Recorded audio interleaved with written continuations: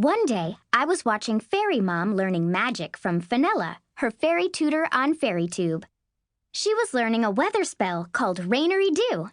I was watching from under a regular umbrella, while my mom practiced with one that floated in the air.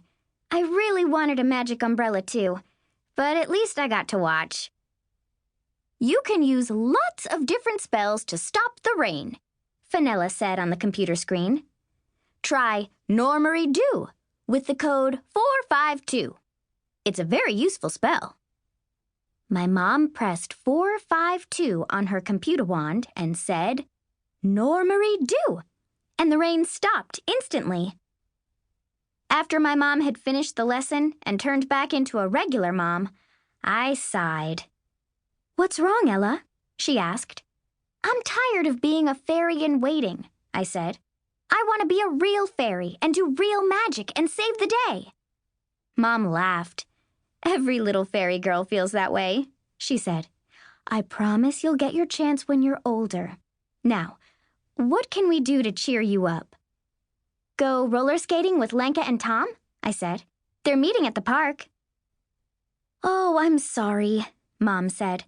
I forgot that we're going to lunch with Dad's boss, Mr. Lee. But that will be fun, too. I didn't believe her. Then Dad came in. Time to get ready for the lunch, he said. Mr. Lee is very important, so we must make a good impression. Now I knew the lunch wouldn't be fun. I put on my best dress, and my mom did my hair. She was trying to do French braids, but Ollie kept pulling her arm, and she kept dropping pieces of hair. Be good, Ollie, I said, but I don't think Ollie knows what good means. Right, Dad said, walking in.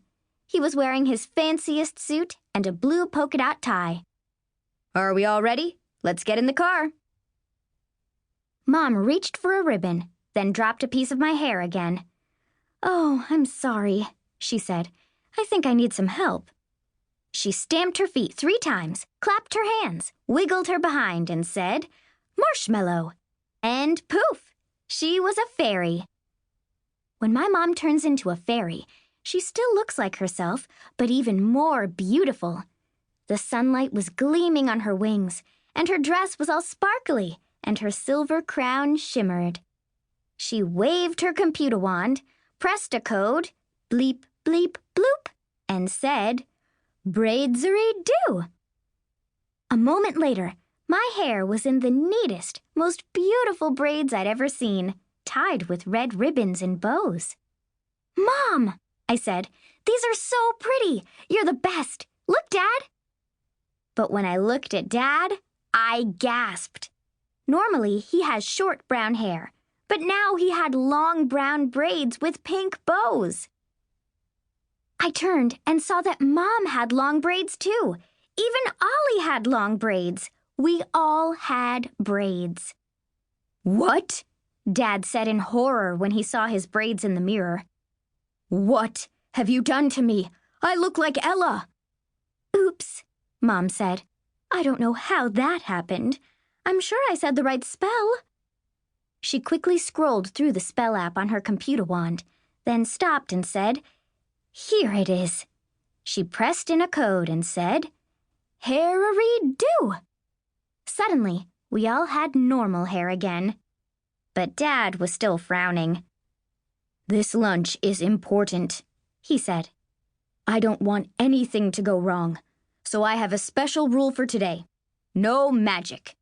No magic, Mom said. That's right, Dad said. He sounded very firm.